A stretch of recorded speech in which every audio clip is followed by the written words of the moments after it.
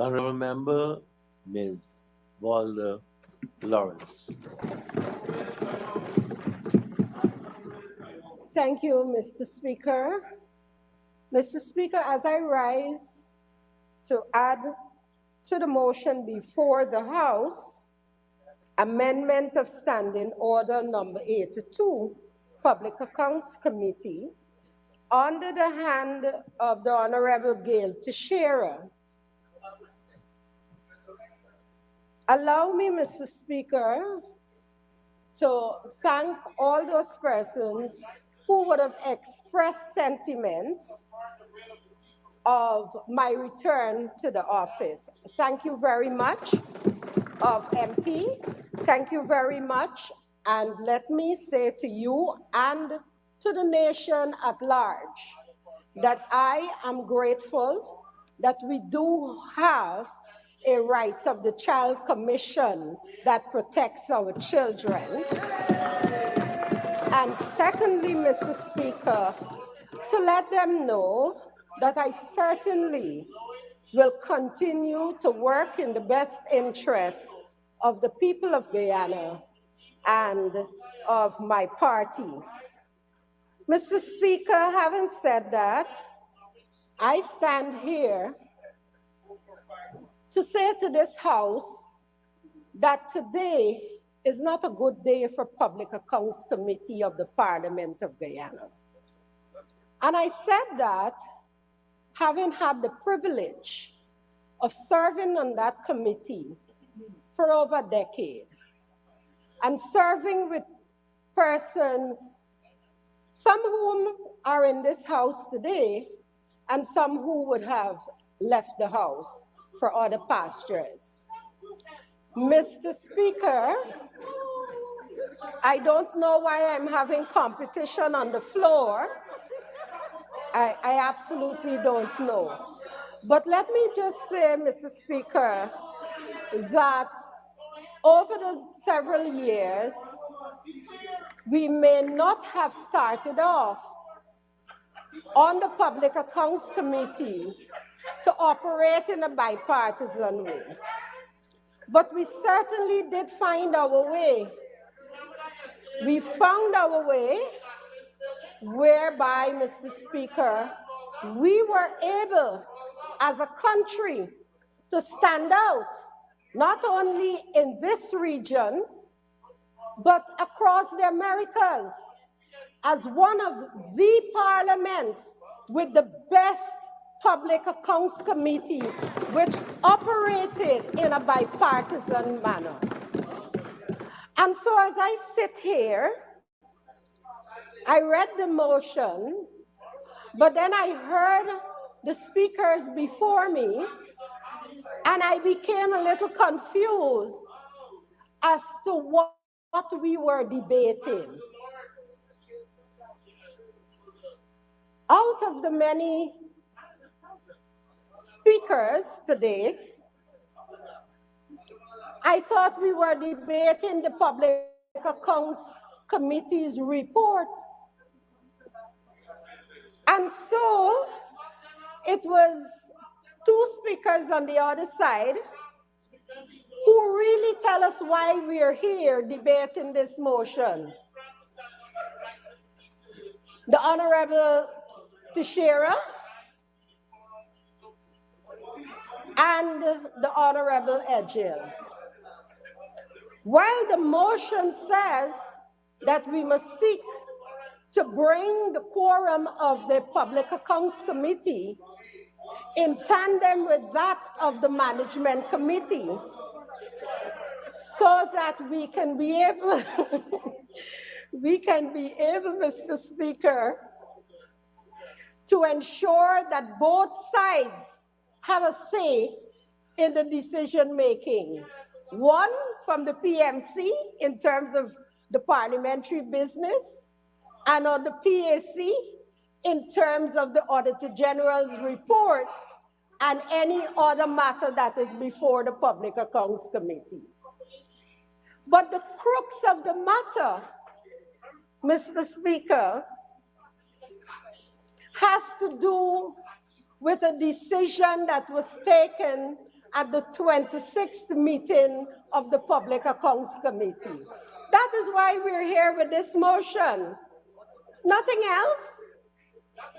It has nothing else than what transpired on the 26th meeting. Mr. Speaker, we heard from the Honorable Edgell, I think it was, that the notice for that meeting was sent out and it had one item on the agenda. One item.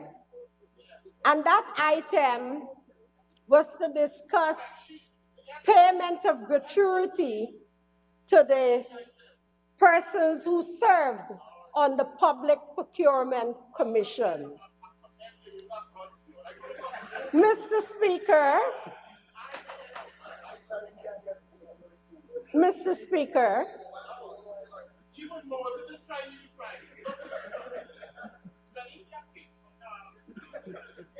that notice was sent to all members of the Public Accounts Committee. I have not heard anyone said that they were not in receipt of the notice, and hence they were in receipt also of the agenda item. Mr. Speaker, allow me to go to the minutes of the 26th meeting.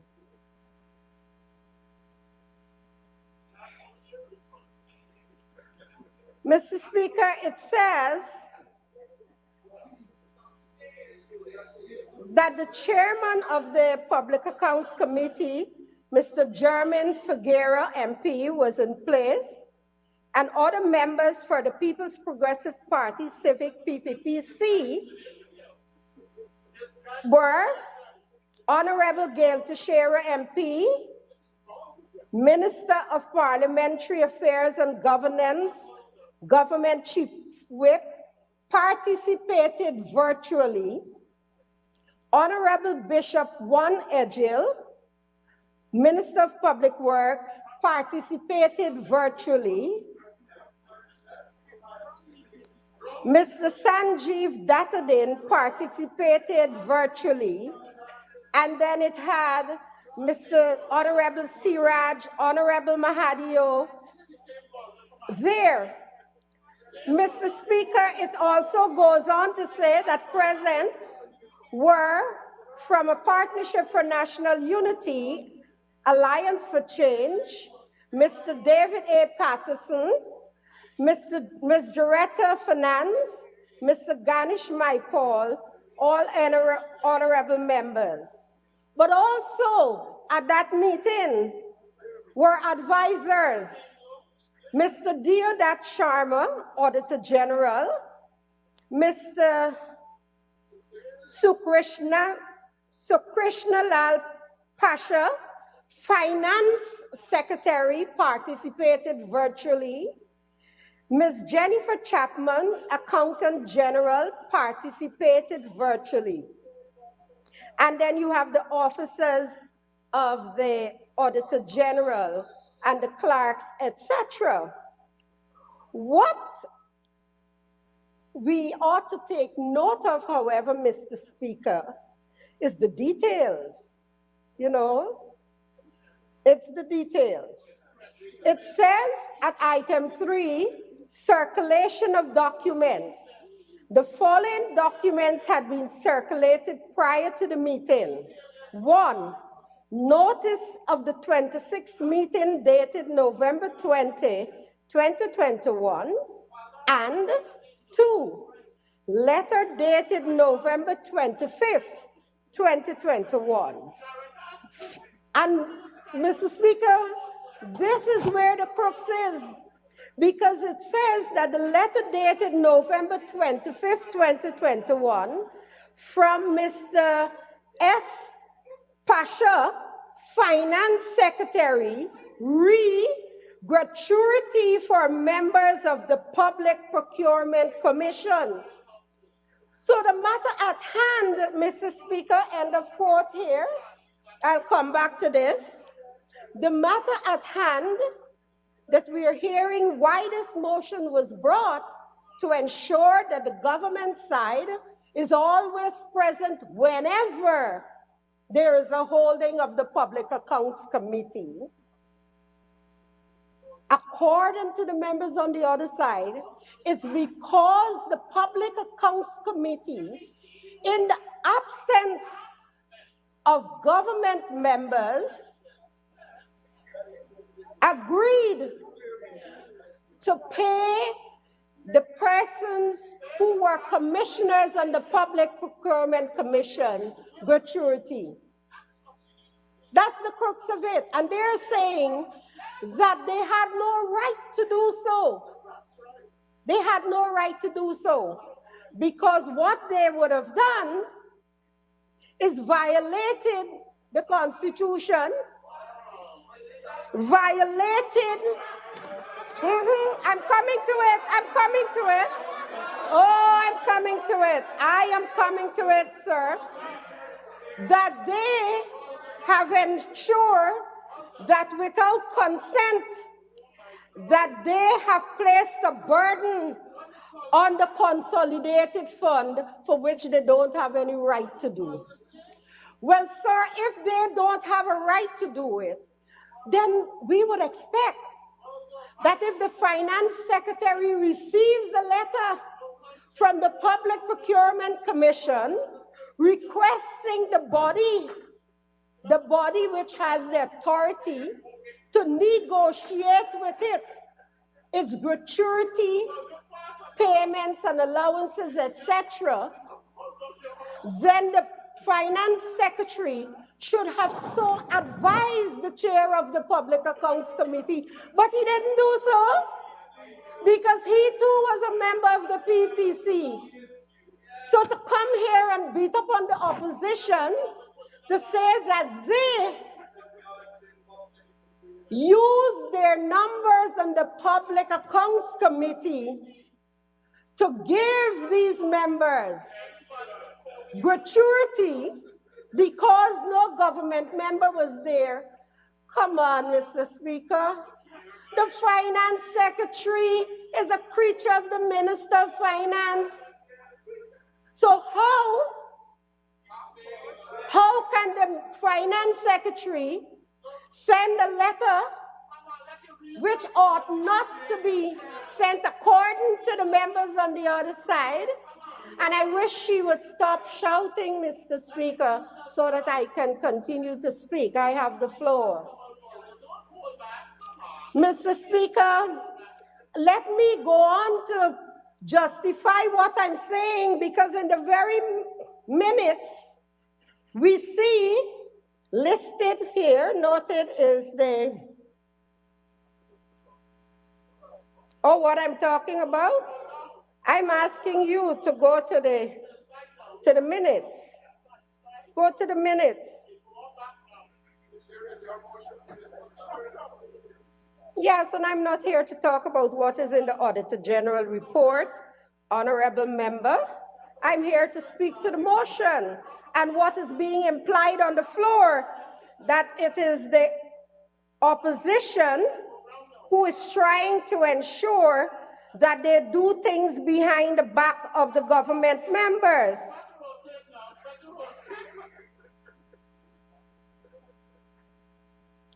It is amazing what the parliament has turned to.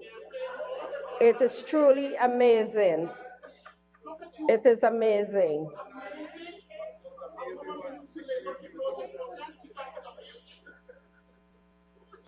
I guess we're talking about each other.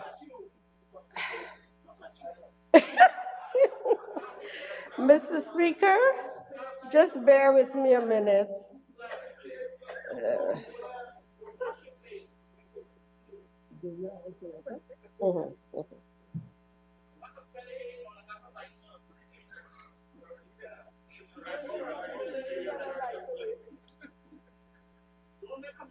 Mr. Speaker, may I quote item 5 of that said minute of the 26th? It reads, consideration of gratuity for members of the Public Procurement Commission. Para 5.1 states, a member stated that the PAC in the 11th Parliament discussed the scope of works for the Commission. Based on the discussions, contracts were prepared for the commissioners. The member opined that the committee might have underestimated the magnitude of the work, thereby omitting gratuity from the commissioner's contract.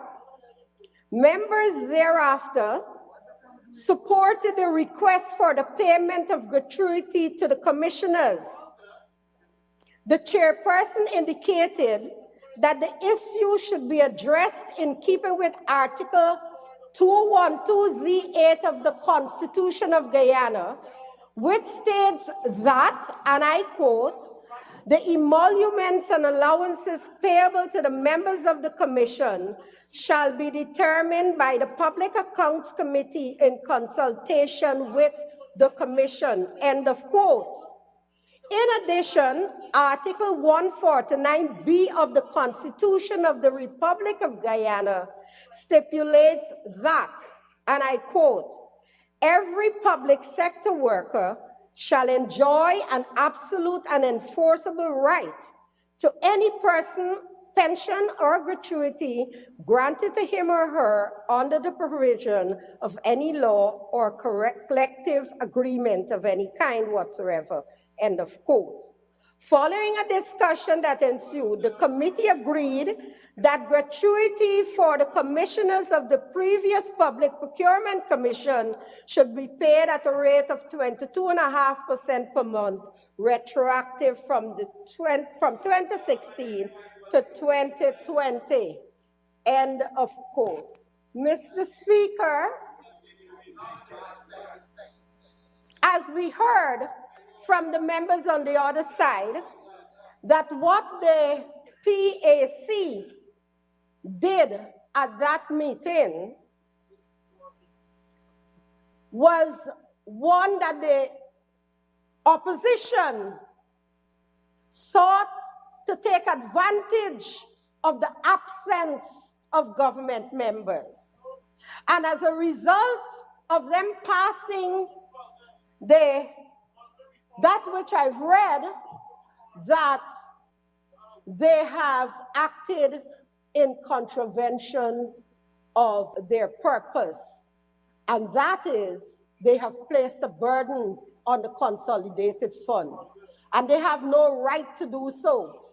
And so as a result of that, we, the government, must now police the opposition members of the Public Accounts Committee. If we are not there, nothing should happen.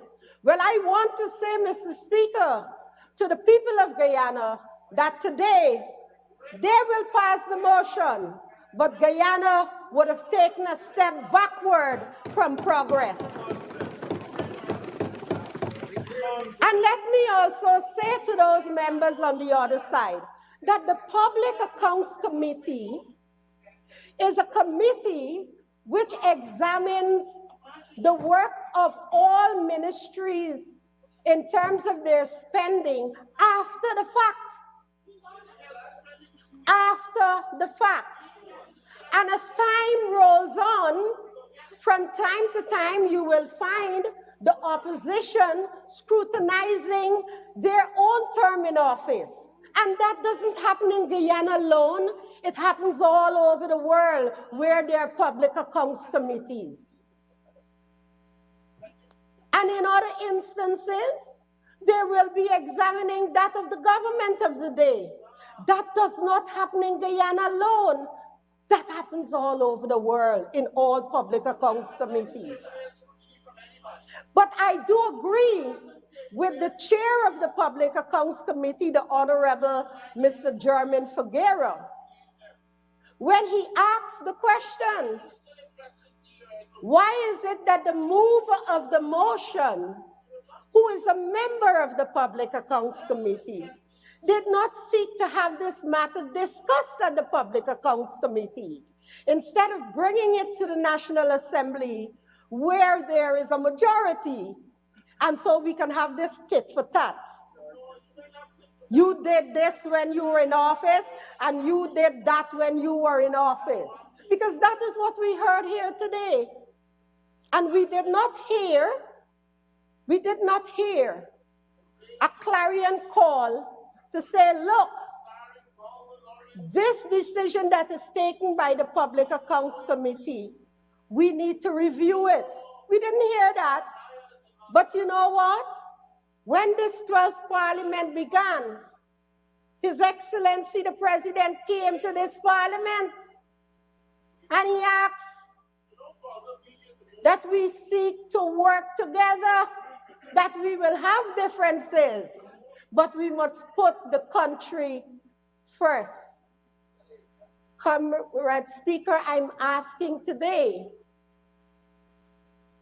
the manner in which this motion comes to the House by a member of the Public Accounts Committee, having built our Public Accounts Committee, of which the said member participated in those many, many years. Oh no, it's not about PT, it's about country. It's not about PT, it's about country. And let me say to you, Mr. Speaker, that my birth certificate, not the ones that are printed now, some which have one signature and the other one has another, some which have one barcode and the other one don't have a barcode, one which we see no separation of duties, one person scrutinizing, approving, and signing. I'm talking about my birth certificate, a real birth certificate. Says that I, Volda Ann Lawrence, am a citizen of this country. And so they may pelt their stones, but I will speak, Mr. Speaker. I will speak in this assembly or I'll speak outside of this assembly, but no one will stop me from speaking. Mr. Speaker, the Honorable Gail Teixeira, who brought this motion,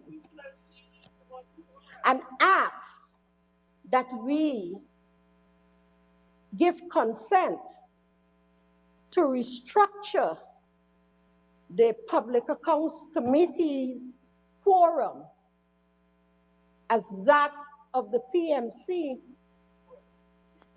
This very honorable member stood in this house today and told us of issues which the PMC has. That if one member does not turn up, that the PMC committee, you said if one member, let me just paraphrase again, Mr. Speaker, she said if one member from the opposition, if only one member from the opposition turn up, then they will not be able to have a meeting because the quorum is 2 from the opposition, 2 from the government, and the speaker. Indicated to this house that there are problems in terms of quorum for the PMC. But yet come and ask us to do the same thing to the PAC. And I find it quite alarming, because I'm quite certain, Mr. Speaker.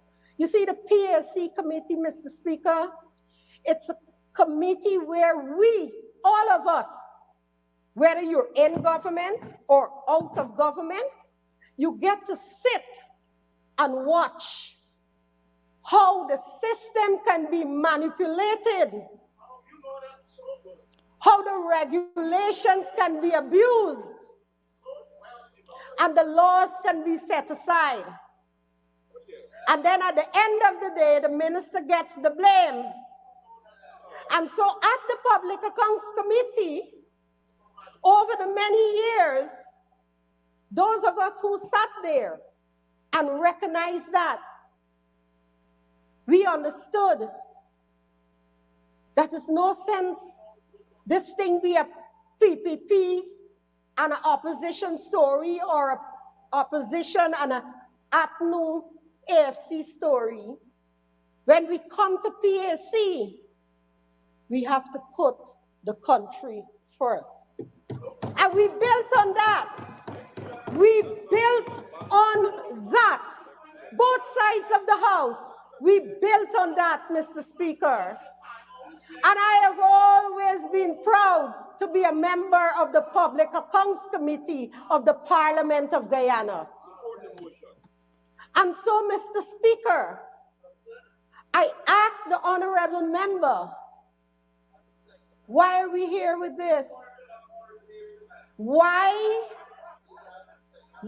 could there not have been a discourse at the committee level? At the committee level. How can you now turn around and blame a decision made when that decision was made based on advice by the advisor to the committee? Mr. Speaker, there were several other meetings thereafter this meeting. And my question would beg, was this matter discussed?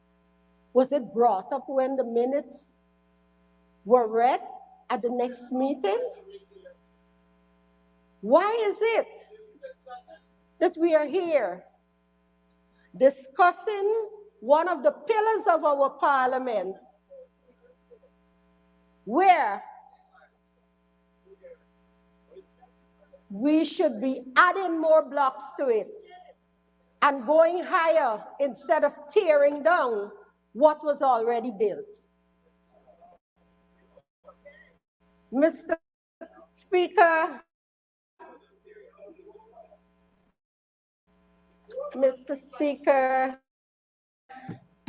one day I will answer all of you. Not today, one day. No, you don't dictate to me. I am all woman. You don't dictate to this woman, not this woman, not this woman. Mr. Speaker,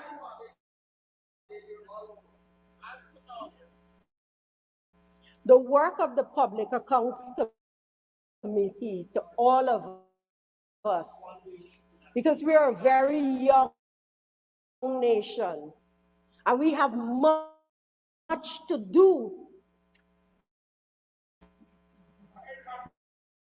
with the pillars which we should have in place to allow us to organize, execute,